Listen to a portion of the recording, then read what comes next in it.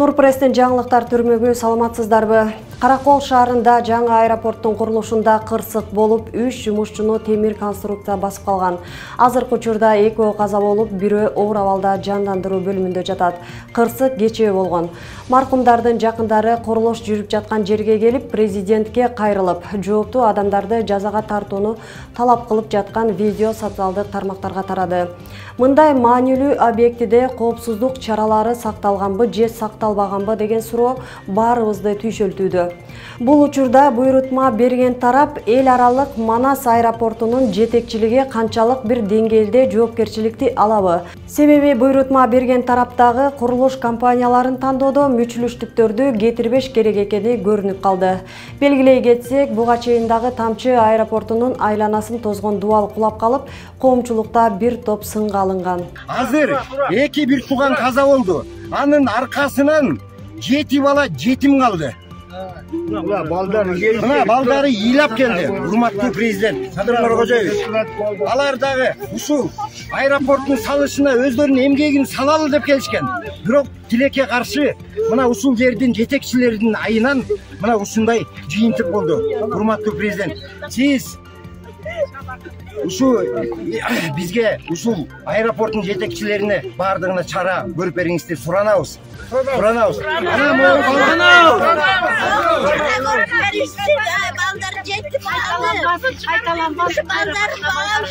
Булар ушундай иш чара жүргүзө берсе, мындан ары да канча бала өлүп калат? Ким билет? Ушуга кошумчалай иш учурундагы кырсыктан каза болгон куруучулардын үй бүлөсүнө төлөнүүчү кенемтенин өлчөмү кандай деген пикирлер туулбай койбойт. Белгилей кетсек, каза болгон прокурорго төлөнүүчү 21 миллион сом коомчулукту дүрбөлөң кылган эле. Бүгүн Жогорку Кеңештин тиешелүү комитетинде аталган кенемтени 10 эсе азайтуу боюнча сунушталган мыйзам долбооруна ылайык кенемтенин өлчөмүн 20 жыл эмес 20 ай деп карап өзгөртүү пландалууда. Эгерде өзгөртүүлөр кабыл алынса, маркум прокурордун үй бүлөсүнө төлөнө турган кенемтенин өлчөмү 1,5 миллион сомду түзөт. Эл өкүлү Жусупбек Коргонбай уулу ушундай учурдагы Жогорку Кеңештин депутатынын кенемтесинин өлчөмүнө кызыкты. Министр депутаттарга мамлекеттик кызматкерлердики менен катар эле 1 миллион сом каралганын айтты. Белгилей кетсек, Каракол шаарындагы аэропорттун жаңы терминалынын курулушу өткөн жылдын май айында башталган. Аны быйыл пайдаланууга берүү пландалып жатат. Бирок кандай курулуш болбосун, коопсуздук маселеси биринчи орунда болуусу башкы милдет болушу керек. Ош облусунун Кара Суу районунун саламаттык сактоо тармагында кадрдык дайындоодо жана жумуштан алууда алешемдиктер кетип жаткандыгы боюнча Нурпресс маалымат борборуна кайрылуу келип түштү. Биздин чыгармачылык топ Ош облусунда иш сапар менен болуп, жеринен таанышып келди. Мыйзамсыз иштен алындым деген медицина кызматкеринин айтымында эч кандай себепсиз эле эмгек өргүдө жүргөн учурда бошотулганын айтып, саламаттык сактоо министрлиги менен учурда соттошуп жаткандыгын билдирди. Отпуска чыгып кеткенде мага предупреждать этпей эле отпуска мезгилде мыйзамсыз алып койду. Мыйзамсыз алып эле өзүнүн Гүлнара Маршевна өзүнүн жердешин элдер айтып атышат, тууганы деп атат, Аталиев Кадыр Борубаевичти дайындап койду. Мейли, мен отпускам бүткөндөн кийин деле назначение кылса болот эле, дайындаса. Отпускам 26 декабрда бүтмөк, 26 ноябрда отпускага чыктым, то есть 24 декабрда отпускам бүтмөк. Бүткөндөн кийин деле мени чакырып, мына нарушениең бар, мынааң бар деп айтып, аттестация тапшырып, ошентип деле алса болот эле.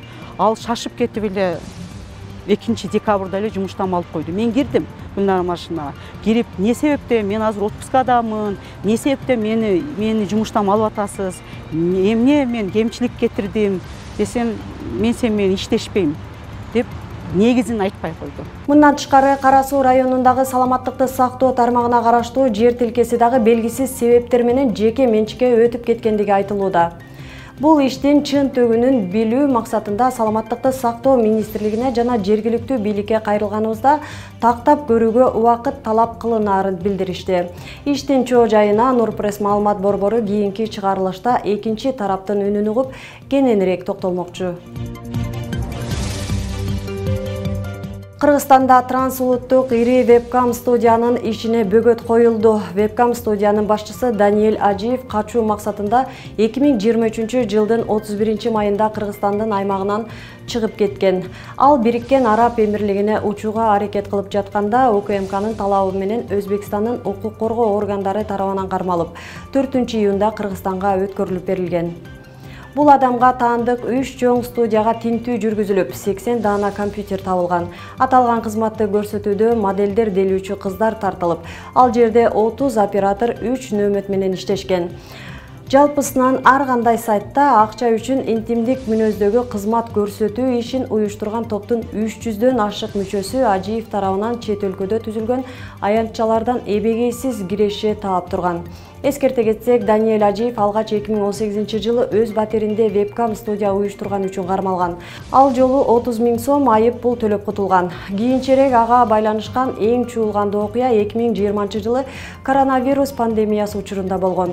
Анда Ажиев коронавируска каршы күрөшүү ишине көмөк катары өкмөттүн ачкан эсебине 7 миллион сом которгонун билдиргенде, соц тармактарда коомчулук тарабынан анын вебкам ишмердиги кескин сынга алынып, кошкон салымына каршы болушкан.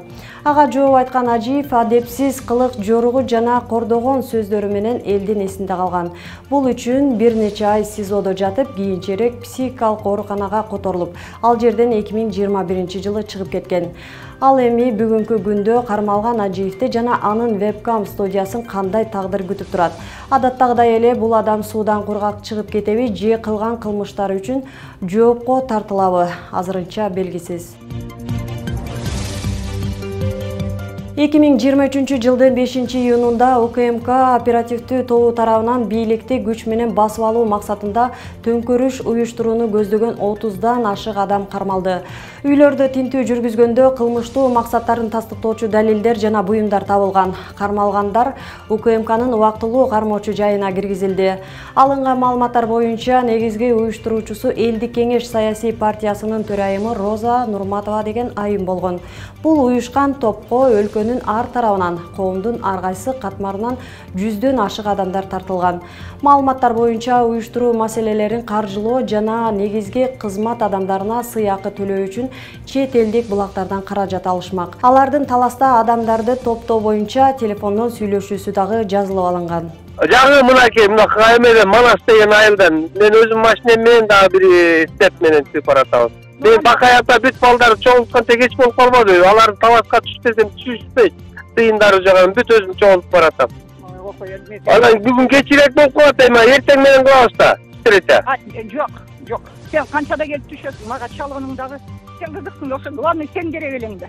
Именно сен топтошуң керек беле, бияктагы аябай эме. Сот тарабынан санкцияланган атайын тергөөнүн жана тинтүүнүн натыйжасында чогултулган аудио, видео материалдардын негизинде кылмыш иши козголду. Азырынча УКМКда териштирүү уланып жаткандыктан официалдуу түрдө эч кандай маалымат бериле элек. Бирок Кремлден Россия Федерациясынын президентинин пресс катчысы Дмитрий Песков албетте мындай түшөлтүүчү маалыматтар түшүп атат. Ошондуктан биз бул жаңылыктарды тыкыр байкап турабыз. Учурда жеткиликтүү маалымат ала элекпиз деп үн катты. Интернетте Роза Аманова боюнча улам бир видео чыгып, элди эриктирбеди көрүнөт. Бүгүн эле Аманованын өкүл баласы Роза Шамшыбекова менен телефон аркылуу сүйлөшкөн аудиосу тарады. Анда Турат аттуу жигит Шамшыбековага чалып, шарттарын сурап, батирби же акчасынбы дегендерин ачык угууга болот.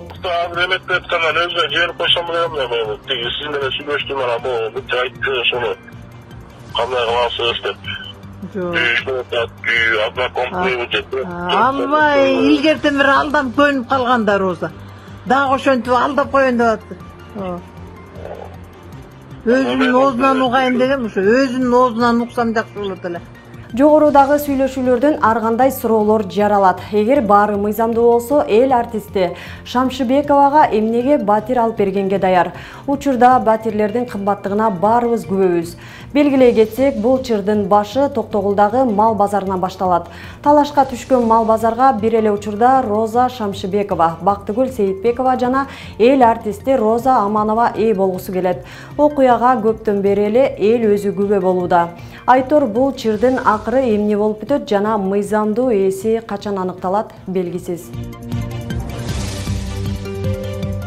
Нурпресстин жаңылыктарын YouTube, Instagram, Facebook, Telegram'dan окуй аласыздар. Нурпресс чындыктын изи менен.